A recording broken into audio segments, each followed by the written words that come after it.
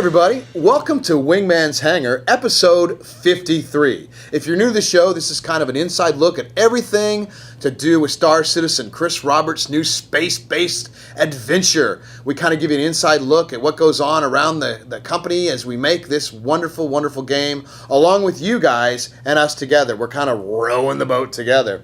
So let's get right to it. What do we got coming up this week? We got the week in review. We have forum feedback with your questions and videos. We have Chris Roberts with another episode of 10 from the Chairman. And we have an interview with John Erskine about organizations. I know a lot of us are really excited about that, and we'll get a little more in-depth and maybe a little announcement as to when it's coming up. But let's see. So let's get right to it, huh? Week in review. What's going on at Cloud Imperium? Well, lots and lots of new hires. We've got James Wright, an engine programmer. James comes to us. He's worked on things like Halo and all that cool stuff. He's just joined us this week. And we have Michael Holcomb. He's a vehicle artist. We need lots and lots of vehicles inside Star Citizen, and you guys know that. That's the blood that drives the entire process of this great adventure. The ships are it's the heart of the whole thing. So Michael's coming in to help us do that.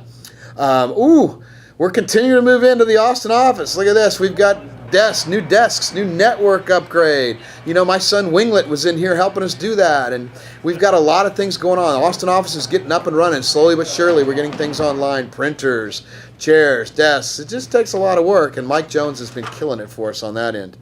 And it wouldn't be Cloud Imperium without you guys and your amazing generosity, and especially one of the most generous out there, Wolf. Take a look at this. All right, that ought to do it right there, guys. Wolf. All right, well, Wolf. we just got 2 kegs of beer. Wolf. From Wolf. Wolf. Thanks, Wolf.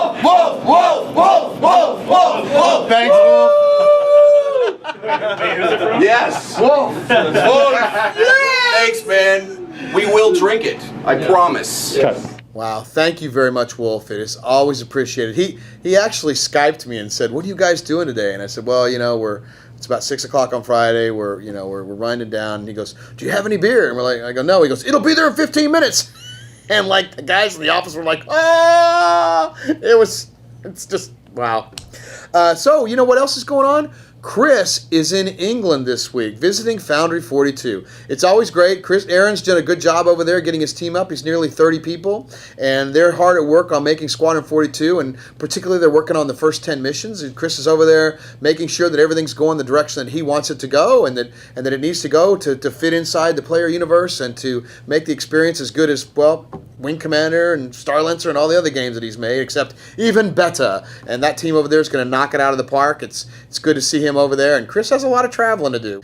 Wow, so Chris is on the move there, and he's not the only one on the move. No, I'm leaving town. You're heading to. We're gonna miss you here, but it's not like we don't see each other and work together. We do a lot of Skyping around here. Yeah, I'm joining the team in Los Angeles starting at the end of the month, hopefully. So community management is going to be out there for the most part. Yeah, we're going to do a lot more community stuff out there, and we're going to build it up. Keep engaging with everybody. It's going to be great. Going to work with Sandi and Chris directly. It'll be a lot of fun. It is going to be a lot of fun. Have you found an apartment yet? Or no. So if anyone knows an apartment in Santa Monica, that would be helpful. You're like moving next week, dude. Yeah. But yet he's still here working on this. That's how dedicated you are. Well, cool. Well, you know what time it is, right? What time is it? It's time for feedback. And there it is. It's time for forum feedback. So let's just get right to it. Right now we're missing the third today. He's been redacted. We should probably mention where he is. He's been redacted all the way up into the Great White North. He's in Canada. He's in Montreal visiting our friends up at Behavior, and they're having a tier summit, which is where they're going through the tier system, him and Mr. Skelton and Mark himself. And I thought a tier summit was where they all sat around and cried. That's probably what they're doing as they figure out how much more work it's going to be to implement the tier system, but that's okay. They're up there. So Rob will be back with us next week, which is cool. So let's get right to it. From Ray Tripp Rodriguez III. It says, Wingman, why is there no thread in the revamped Ask a Dev forum for ship development? I think most of us are dying for more specific updates on how each of the ships are coming along. Well, the answer is that you should ask the developers if you're interested in how the ship is looking, ask the artists. If you're interested in how the ship is being initially designed, the designers. Specs should go to designers too. We're breaking it up so that the individual teams can focus in one area.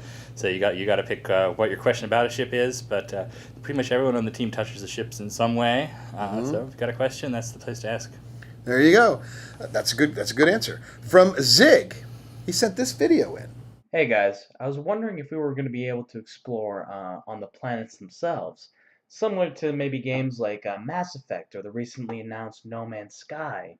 But we also have vehicles to be able to make the process a lot faster. Good video. And so, what do you think? Are we going to be able to explore planets? Not at first. Right. It's certainly something we're looking at down the road, but we're not going to have that like Mass Effect style procedural terrain for the whole planet at first. Right, and we are, exactly. We have a lot of planets and landing zones and everything to develop, and asteroid bases and lots of stuff. There's going to be plenty of stuff to explore in space also. So, right, which is kind of the focus of the game. Yeah, right. We know you guys want this, and it's. Yeah, it's definitely clear. It's one of those things. If we do, as we do the game, this could be a super stretch goal. Yeah. 200 million bagel carrier and no, I'm just kidding. Obviously.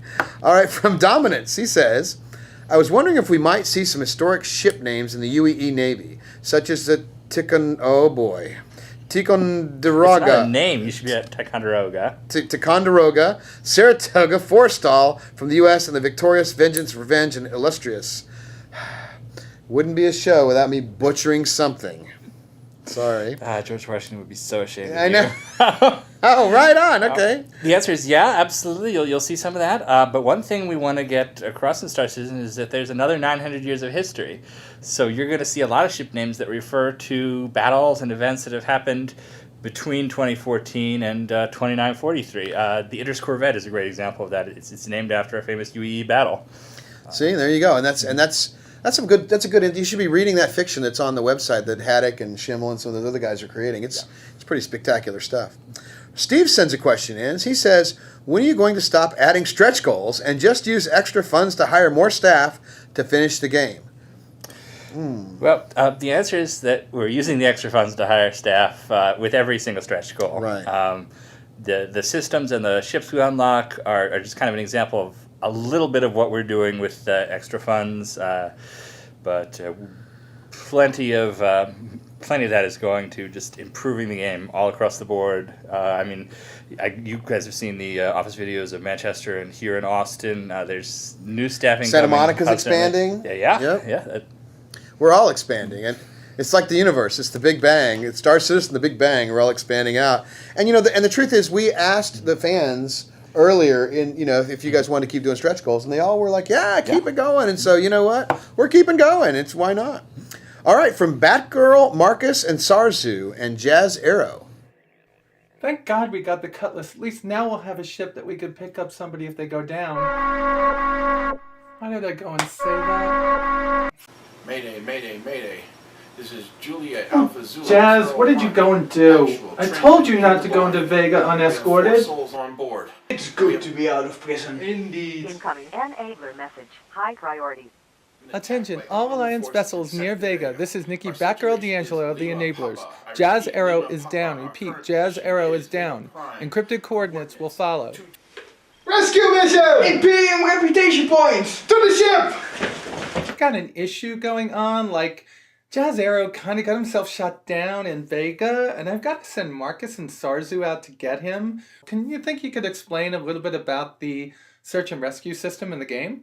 Thanks. All right, that's good to see the community teaming up together to make a video. That's really, really cool. Haven't seen the guys Marcus and Sarzu for a while, so that's good. And Jazz Arrow is an Aussie, so this is like a global event there. So I love when they come together. I know, right. So what ship should I take on a search and rescue mission? The answer is that there's no one good answer.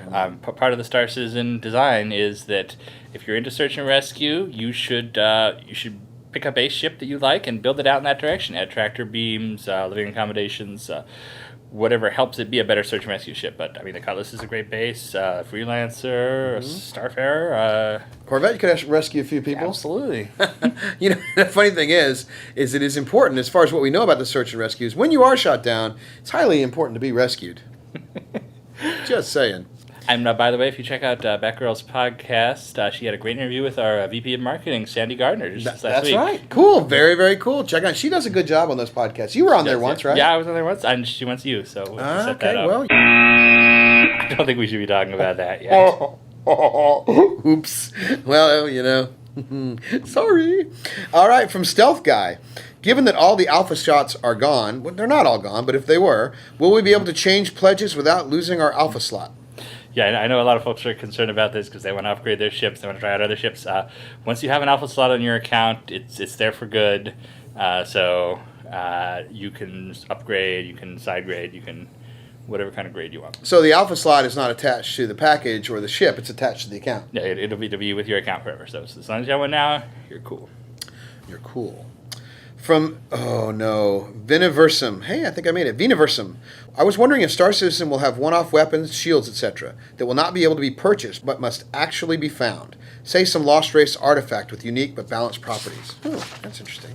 Yeah, absolutely. There's going to be stuff out there for you to find and that other people want to take from you. Always stuff you want to find but can be taken. Cool. So the answer is yes, and essentially there'll be a lot of cool stuff out there, and that's the beauty of making a game about space. We can consistently add new star systems with new artifacts, new things to be found. We'll be doing that. Chris has made it very clear that we'll be putting much more content in a regular basis with the live teams after we're live.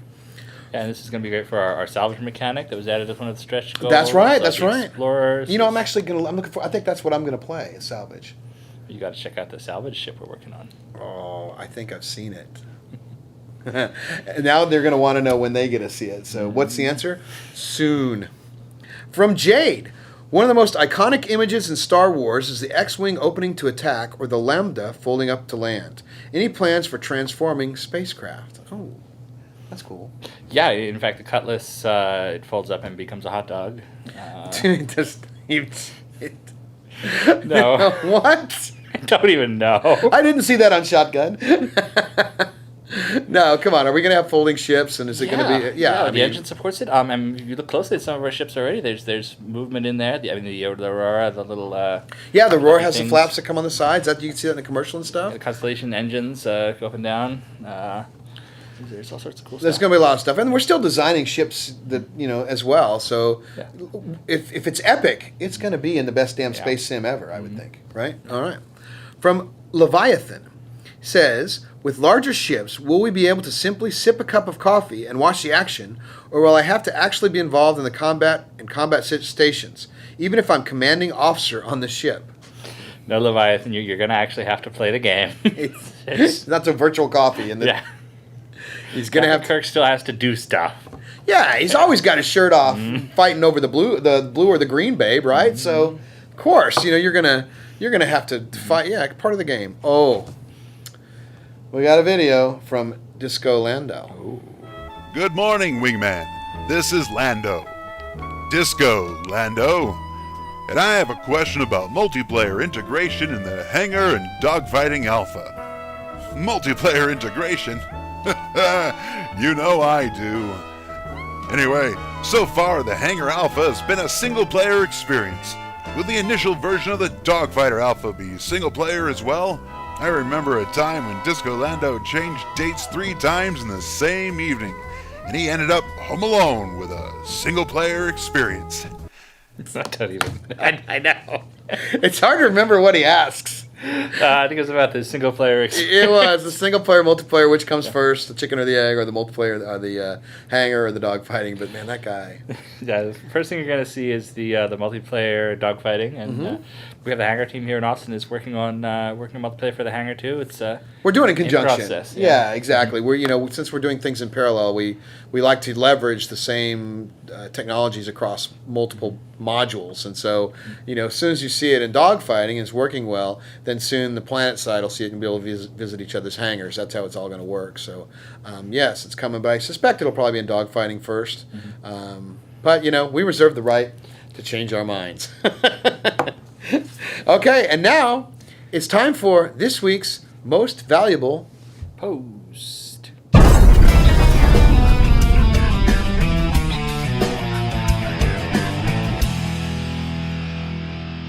Hey everyone, Community Manager Ben Lesnick here to tell you this week's most valuable post. As you know, every week we select the very best post from the RSI forums, and we award that person the special Most Valuable Poster badge and 5,000 UEC to buy whatever they'd like in the Voyager Direct store. This week the honor goes to Feylan for his thread, Common Misconceptions about Star Citizen Part 2. He's taken all sorts of information that people have learned about Star Citizen over the last year and a half, and collected it into one great, well-organized post. All the stuff you would want to know when you first arrive at the forums to start posting. How systems are being developed, how the different PvP, PvE things are being argued about, just everything that just get you started with the community. It's a great resource, and we really appreciate him putting that together. It's styled very well, too. So thank you very much, Feylan. You're our most valuable post. Thanks, Ben. And now Chris Roberts takes subscriber questions in this week's 10 for the Chairman.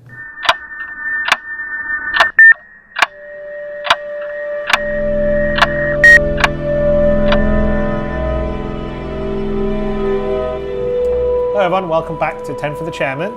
For those of you that haven't seen this show before, it's where I answer 10 questions that have been submitted by our generous subscribers who help fund all our community content, the video stuff that we're doing now, the Wingman's Hangar show, Jump Point, and a bunch of other stuff that happens. And so I answer 10 questions for them about the game.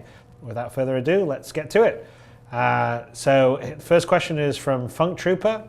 And Funk Trooper asks, hey Chris, if our first character plays through Squadron 42 and then later dies in the persistent universe, does the Benefactor automatically have citizenship? Or would there be an option for that character to enlist and replay Squadron 42 if you would like to? So that's actually a pretty good question. I haven't really thought of that in terms of, if your, say, parent or relative has citizenship, do you get citizenship too in the case of your character dies and you move on? So I guess I would have to think about that. I would think that we would definitely give, if citizenship does not automatically transfer, which it may not do, we would definitely give you opportunities to regain citizenship. So military service would be one of them, or various other things that you could do.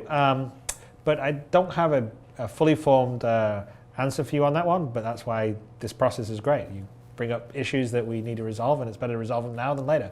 Okay, on to the next one. Subaki asks, Dear Chris, there's a rumor floating around general chat that once you fly a ship in the dogfighting module that you own, you can no longer melt that ship. Is that true? Or does it only apply once the package or ship is applied to a character in the persistent universe?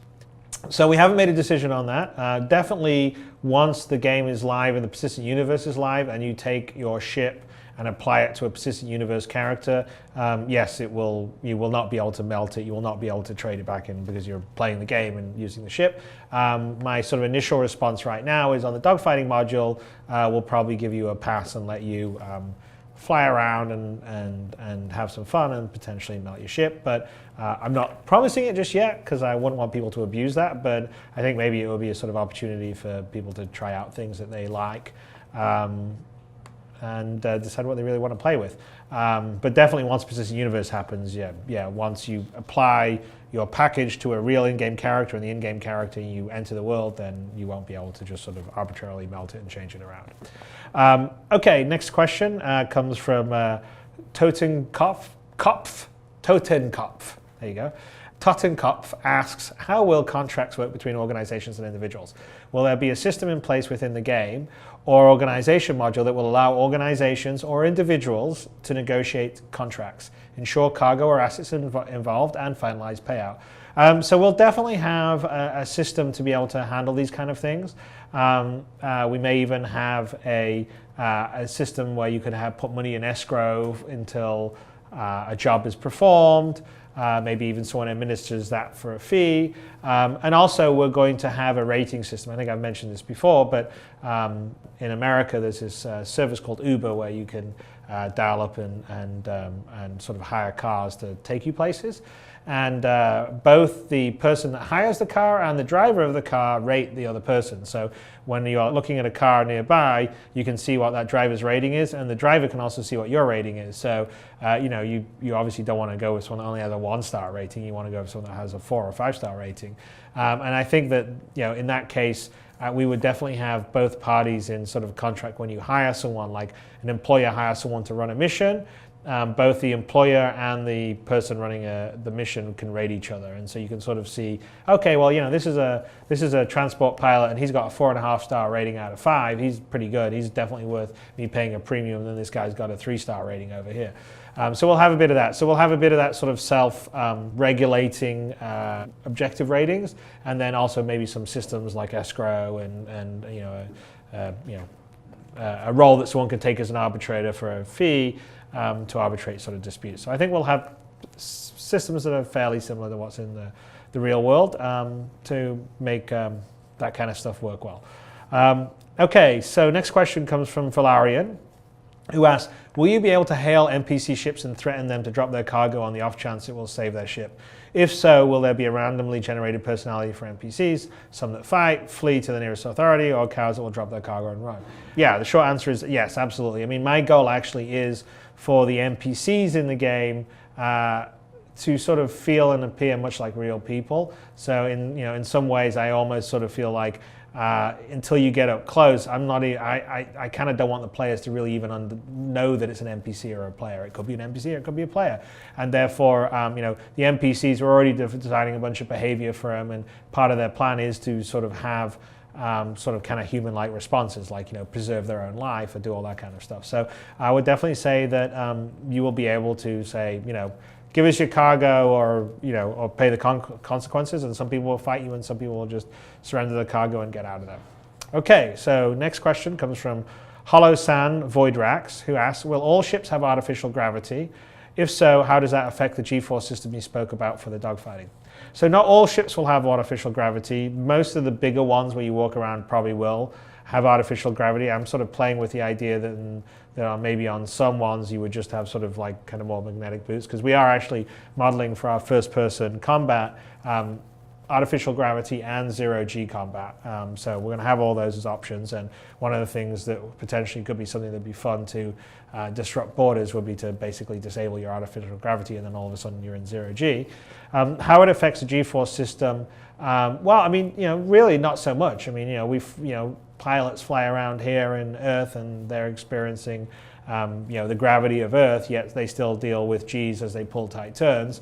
And the same would definitely be true in space. If you have artificial gravity in your ship and you start to really sort of, pull a really hard right turn, you will, since you're not statically bound to the object that's turning right, there'll be an equal and opposite force on you, and you'll be getting pushed. So you'll probably still have some level, you'll still have obviously G-forces happening even when there's artificial gravity. But generally, the other thing to, I think, remember is sort of the bigger ships that you would more likely have the artificial gravity. Like, so for instance, the Hornet doesn't really have artificial gravity because you're strapped in.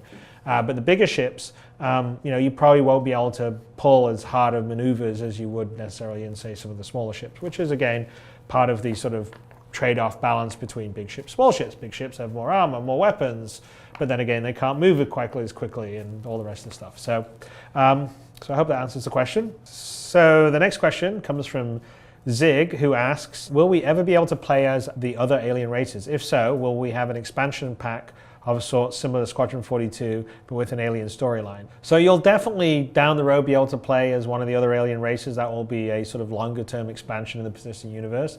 Just right now, in terms of generating content and assets, it's, we've already got like crazy amount of stuff to do. I mean, there's a whole bunch of people out there that think we've almost got too much to do already. So that won't be at the beginning, but that is definitely a long-term plan, because I really want to see that, and I think it'd be fun to play as a Tavarian or as a Jean or a Banu. And if we do that, we probably would also create sort of a companion single-player experience like Squadron 42, but for the race. Okay, so I think, yes, we will have that. Next question comes from Phoenix9151, who asks, will the next great Starship be available as a pledge ship? I can't wait to see what some of these teams come up with, and maybe even buy it if I like it. If the ship fits, fly it.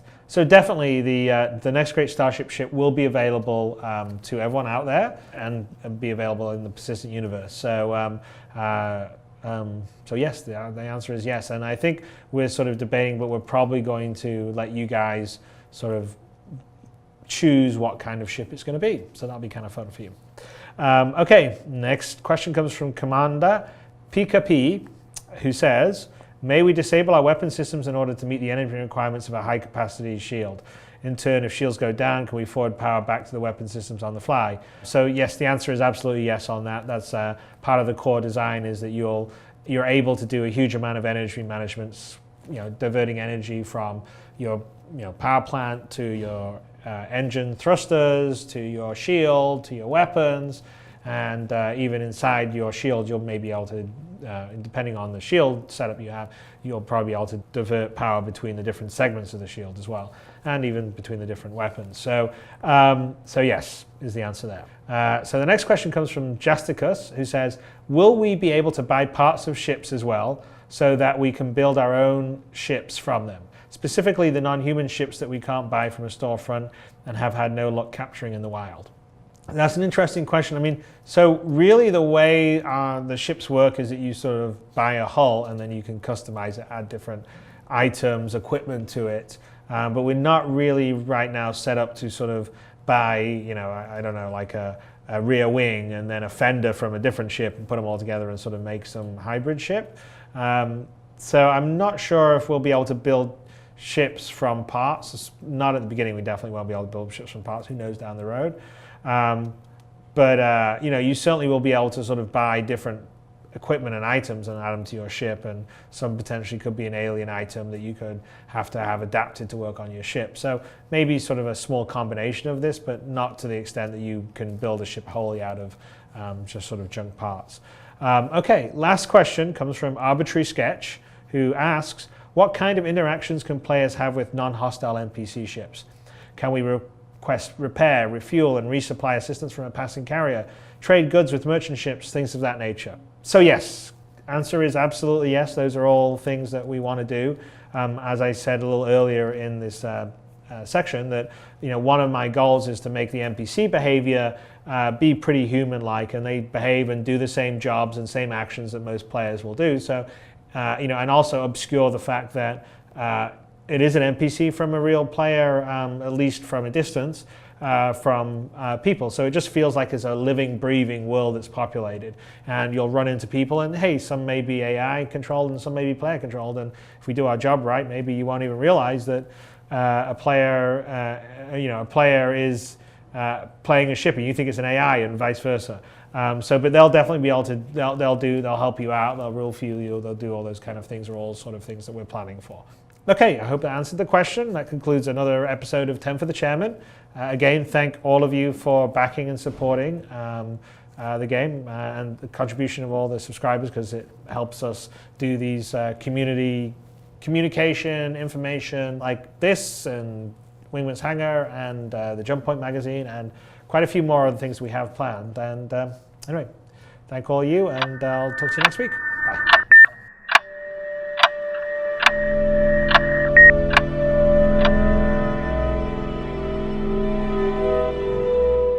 Wow, it's always good to see Chris do that. And we got John here. Hey. Now, John, you're working with Turbulent to make the organization thing happen. So why don't we go visit Turbulent right now and see what they're up to? Sounds great. Let's do it.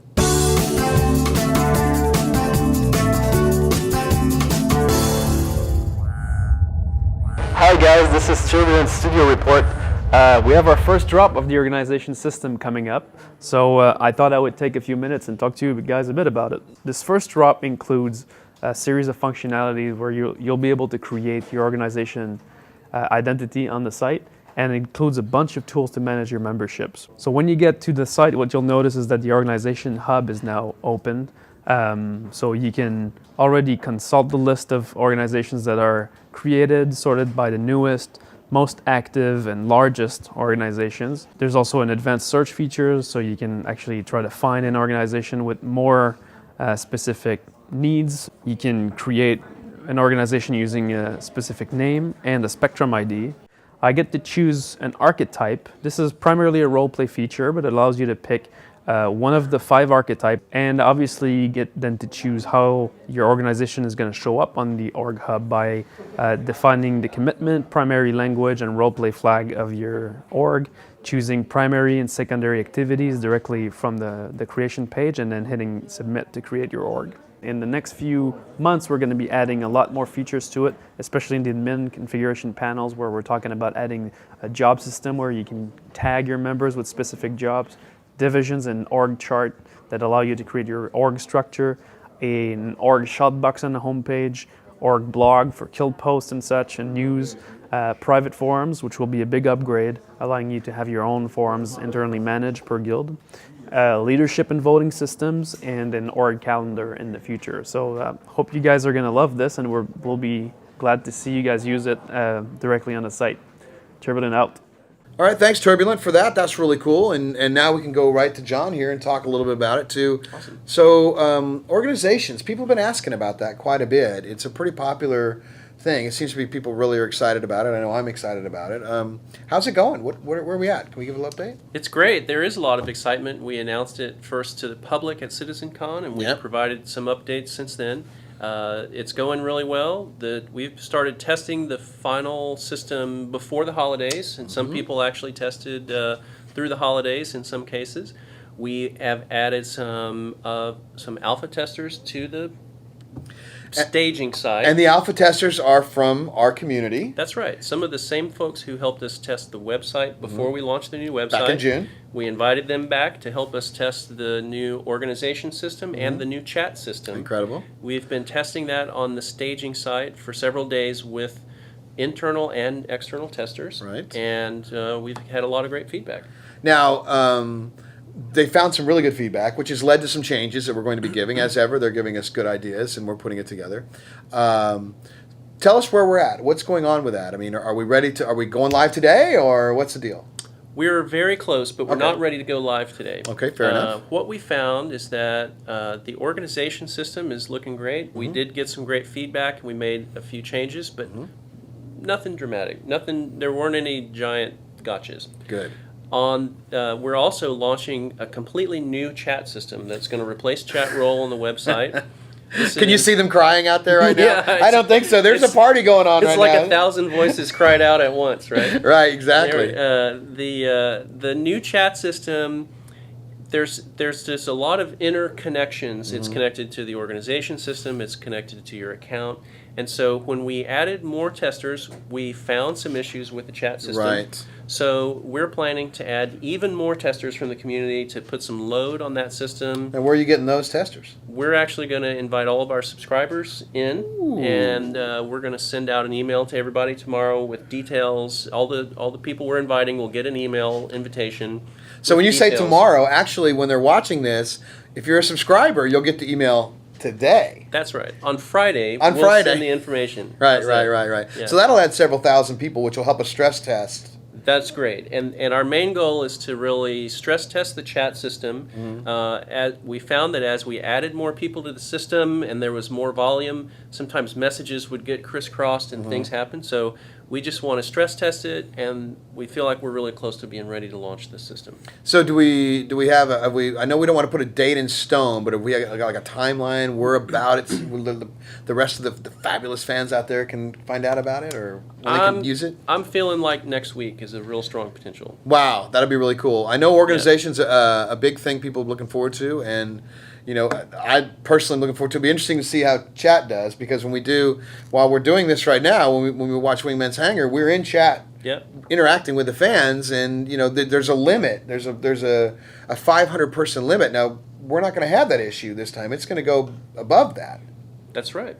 So more people will be able to get in there and interact at the same time as we're watching it together as a community, which makes it infinitely more fun and gives feedback instantly to us and lets us know what things work and what things don't work. That's right. Yeah, and something like that. So I appreciate that. Well, thank you, John, for stopping by. You betcha. I want to thank Chris for answering the subscriber questions. Subscribers and pledgers, thank you guys very much for your continued support. It's amazing, particularly subscribers, which allow all this to happen here. Coming up this week, we've got planning for the big studio summit, which which will be in about a week and a half, where all the heads will come down. And we do this a few times a year where we get everybody together. And, you know, it just makes it working together a little better when you get to know the person on the other end of the phone or whatever. And, you know, since we're so dispersed, it's helpful to get to know each other. And we're doing it here in Austin because now we have the room. We don't need to rent out rooms. Right. Yeah, now we can actually, right. It is going to be fun. And we are still hiring. Michael, you put up something last week about the hiring, and we're still doing that this week. We've got a lot more positions open at Manchester and Santa Monica and Austin. So if you're a talented person, you want to work on Star Citizen, we're looking for you. Chris O and Mark Skelton went up to the Art Institute in Dallas looking for some talented artists. As we all know, that we have a lot of ships and planets and a lot of art to generate for this game. So, and they found a lot of talent, and we're going to check it. Yeah, I know, it's fantastic. We're going to check in with them next week and have them here and talk to them about what went on. If you get a chance, subscribe to our YouTube channel. You get to find out what goes on inside CIG. The very first people will send out an email. You'll get an alert. You'll go check it out. You'll be one of the first ones to know whenever a 10 for the Chairman's posted, or you know, any sort of comment. You'll get, you know, anything we post on YouTube, you'll be the first to know. Submit your questions to the RSI forum right here. Michael put that along below me there because he's incredible that way. That's how we get our questions for the weekly show on forum feedback. And if you're a subscriber, you have a special section in the subscriber forum to get your stuff to Chris. Join me 15 minutes after the show for Wingman's Hangover. In chat roll, where, you know, now we'll be able to support more people coming in. We'll answer questions. We'll have maybe take some Skype calls. We'll interact directly. It's just kind of an informal talk back and forth with everybody. I'm not sure how much more informal we can get, but we're going to try. There must be a limit somewhere. Yeah, it's got to. We're trying to. We're going to dial it up to 11.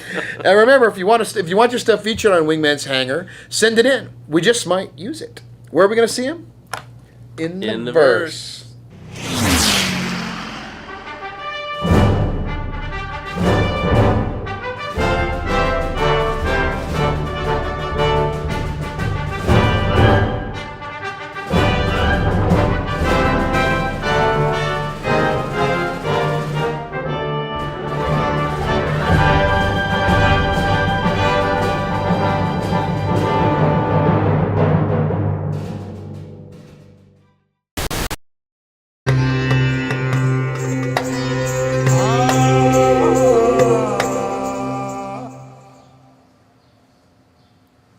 If a parsley farmer is sued, do they garnish his wages?